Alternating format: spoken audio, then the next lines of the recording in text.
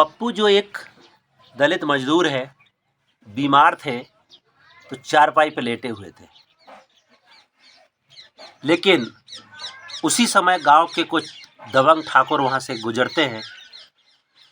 पप्पू बीमार थे, चारपाई से नहीं उठे तो गाली देने लगे कि तेरी इतनी औकात, मेरे यहाँ से आने के बाद तू अपनी चारपाई पे पड़ा रहा, चारपाई पे बैठा रहा, मेरे सामने आपने चारपाई खाली क्यों नहीं करी। जी हाँ दोस्तों, नमस्कार, मेरा नाम है कुलदीप कुमार और आज हम आपके साथ एक कहानी लेकर के आए। ये कहानी एक दलित मजदूर की है जिसको गांव के दबंगों ने इस तरीके से प्रताड़ित किया क्योंकि वो उनके सामने चारपाई से नहीं उठा था। आज इस कहानी को लेकर के मैं खुद पप्पू से मिलने आया हूँ और पप्पू से ही जानेंगे आखिर इस घटना की सच्चाई क्या है। एक तरफ तो हम कहते हैं देश आज़ाद हो गया, आज़ादी के 75 साल का जश्न भी मन गया और आज भी गांव में दबंगों की इतनी दबंगई कि दलित अपनी चारपाई पे भी नहीं बैठ पाए। ये किस आज़ाद भारत की कल्पना करते हैं जहाँ पे हम अपने घर पे अपनी चारपाई पे नहीं बैठ सकते। ये कहानी बुंदेलखंड के चंबल क्षेत्र के बीहड़ क्षेत्र का गांव है पड़री। पड़री के रहने वाले हैं पप्पू, जो कि एक दलित समुदाय से आते हैं, मजदूर हैं। गांव में खेती किसानी मजदूरी से अपना परिवार पालते हैं, मजदूरी करके अपने परिवार की आजीविका चलाते हैं। लेकिन बीमारी के दिन वो अपने चारपाई पर लेटे थे, तभी गांव के दबंग आते हैं और इस घटना को अंजाम देते हैं।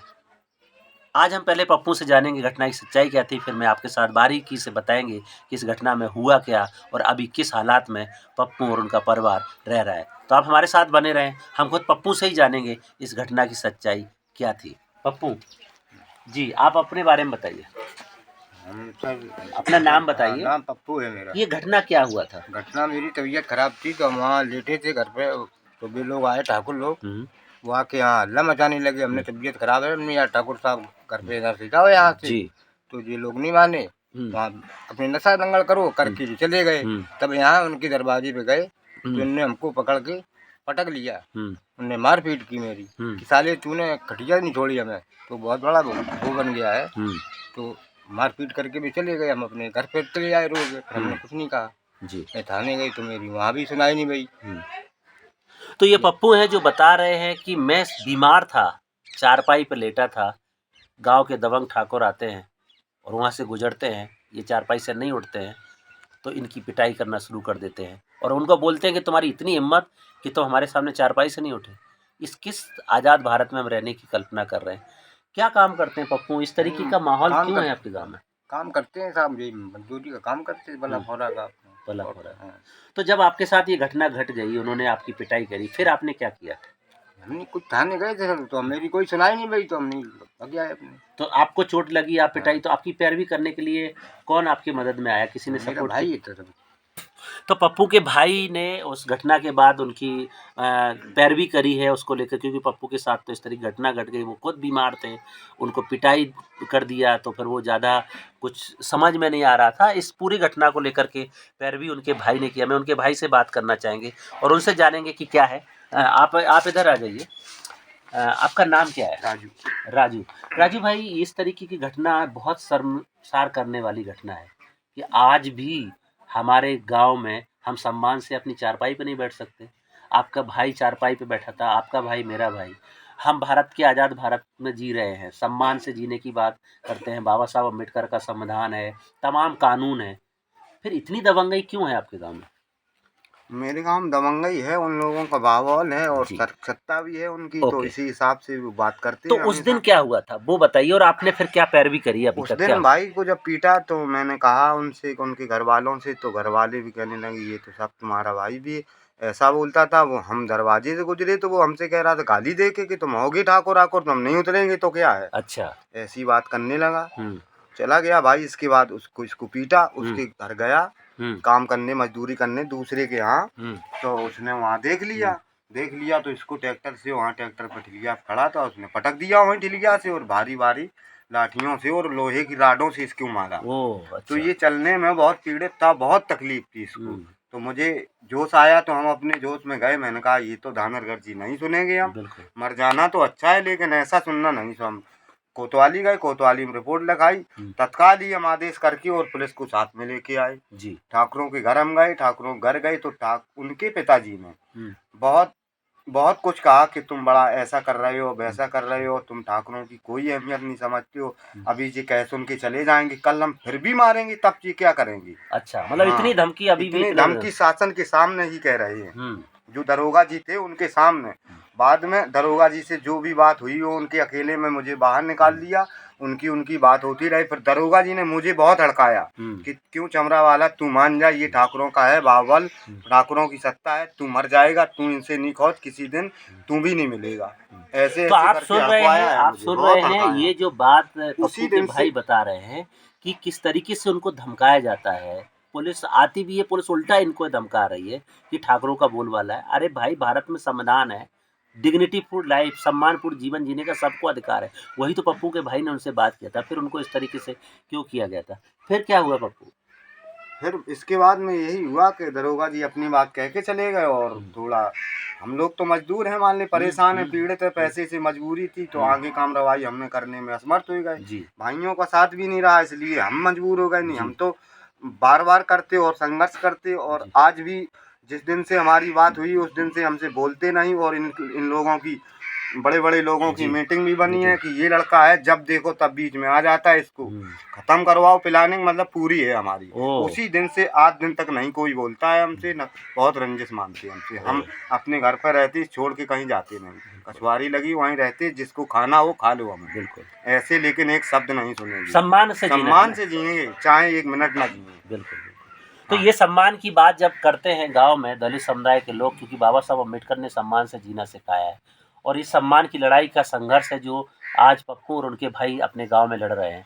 भले कोई इनका साथ दे ना दे, लेकिन वो अपने सम्मान के लिए तो लड़ रहे हैं, क्योंकि हम आज़ाद भारत में रह रहे हैं, बाबा साहब के संविधान में रह रहे हैं। शासन सत्ता का दुरुपयोग भले लोग करके आज हमारे ऊपर आतंक ढाल कुछ है, भी करें, लेकिन सीधे। वक्त आने पे हम जरूर बताएंगे। ये बात खुद पप्पू और उनके भाई बोल रहे हैं। अभी आपने क्या सोचा है? अब आगे का क्या पहल करेंगे, क्या सोचा है? अब आगे तो हम तो मजबूर हो गए, तो वहाँ से कुछ नहीं कर पाया है। अब कोई सहारा मिल जाएगा तो उसके साथ लग जाएंगे, जी और लड़ने में तैयार हैं हम। जी, मर सकते लेकिन झुकेंगे नहीं, मतलब मतलब मेरा अपने कहना सम्मान की यही, लड़ाई लड़ रहे सम्मान के लिए कुछ भी कर देंगे। अगर जबरदस्ती सताएंगे तो क्रांति भी के लिए तैयार हैं, लेकिन डरेंगे नहीं, हम डर के नहीं जी जिएंगे। एक ही उद्देश्य है कि धरती माता पे आए तो डर के नहीं जिएंगे, क्योंकि गलत भी नहीं करेंगे हम, तो इसलिए डरेंगे भी नहीं। बिल्कुल। तो ये जो बात अभी पप्पू के भाई, क्योंकि इन्होंने पूरी पैरवी करी है और उन्होंने पुलिस के साथ, तमाम अधिकारियों के साथ, और अभी भी वो लड़ने के लिए, अभी भी वो सम्मान के लिए संघर्ष करने के लिए तत्पर हैं और उसके लिए पैरवी कर रहे हैं। तो मैं आपसे एक चीज़ जानना चाहता हूँ कि जब इस तरह की घटनाओं पे आपने पैरवी करी, आपके लिए भी तो बहुत सारे चैलेंज आए होंगे, बहुत लोग सारे आपको, चैलेंज तो आए। वो क्या चुनौतियाँ आपको आ रही हैं? सारी चुनौतियां यही आ रही हैं कि तुम सामने आओगे तो फिर तुम्हें भी देखेंगे, छेड़ेंगे, और भी करते हैं आप बात मेरे साथ। जी लेकिन मैं बार बार बच के रहता हूँ, और किसी के जी आने जाने में टाइम बे टाइम कहीं नहीं जाते फालतू की, अपने बिल्कुल मतलब बहुत डर के और बहुत हिसाब से रहते बिल्कुल। हैं। तो ये जो बात बता रहे हैं, क्योंकि सम्मान की बात है, अपने परिवार की बात है, अपनी सुरक्षा की बात है, क्योंकि रक्षा और सुरक्षा कौन करेगा, ये बहुत बड़ा सवाल आज इनके सामने खड़ा है। मैं आपसे एक आखिरी बात ये जानना चाहता हूँ, आज आपकी कहानी को बहुत लोग देख रहे हैं, तमाम लोगों तक आपकी बात ये जा रही है।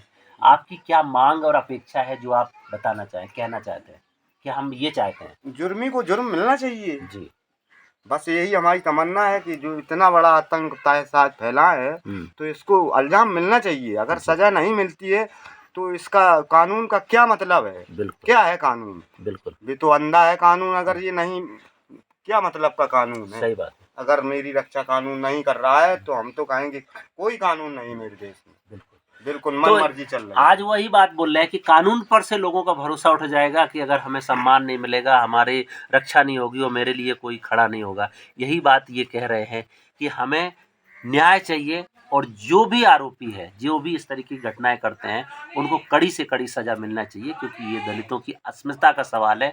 आज मेरे साथ किया है, कल किसी और के साथ करेगा, और हम भी तो इस आज़ाद भारत में रहने वाले हैं। आज इनके घरों के हालात आप देखें, इनके परिवारों के हालात देखें, इनकी सुरक्षा के लिए वो बता रहे हैं कि वो कितना डर के माहौल में रहते हैं, और अपनी रक्षा करने के लिए वो खुद, उनको किसी से मतलब नहीं है, क्योंकि ये सम्मान की लड़ाई है। कि गांव में इस तरीके से आज की तारीख में आप कल्पना कर सकते हैं, लोग बोलते हैं कि नहीं, अब तो ऐसा कहीं नहीं है पूरे भारत में, अब तो पूरा राम राज्य आ गया है। लेकिन क्या यही राम राज्य है कि एक दलित अगर चारपाई से नहीं उठे तो आप उसकी पिटाई कर दोगे? और अगर वो अपनी न्याय की लड़ाई के लिए लड़ने जाए तो आप उसके ऊपर कार्रवाई करोगे और उसको धमकियाँ दोगे। ये बात आज हमारे साथ इस कहानी में वो पप्पू और उनके भाई ने हमारे साथ साझा किया है। पड़री गांव जो कि पूरे चंबल के बीहड़ के इलाके में आता है, ठाकुर बाहुल गांव है और कुछ ही दलित परिवार हैं जो अपनी आजीविका और उसके लिए संघर्ष करते हैं। संसाधनों पे बड़े लोगों का कब्जा है, लेकिन इसका ये मतलब नहीं है कि हम दलितों की अस्मिता से खेलें, उनके साथ डिग्निटी पूर्ण व्यवहार ना करें, उनको हम चुनौतियों से गुजारें या उनके ऊपर इस तरीके के जानलेवा हमले करें। आखिर ये घटनाएं कब तक होंगी? इन पीड़ित को न्याय कैसे मिलेगा? हमने आज उनकी कहानी को आपके साथ इसलिए साझा किया और मैं अपील करना चाहूँगा इस जिले के वरिष्ठ पुलिस अधीक्षक से, पुलिस के बड़े निदेशक से, खास तौर से उत्तर प्रदेश के मुख्यमंत्री और खास तौर से SC/ST आयोग से कि ऐसी घटनाओं का संज्ञान लें ताकि इस पीड़ित को न्याय मिल सके और ये भी अपने गांव में सम्मान के साथ जिंदगी को गुजार सकें। आज की कहानी में इतना ही, कल फिर मिलेंगे। तब तक के लिए नमस्कार, जय भीम, जय संविधान।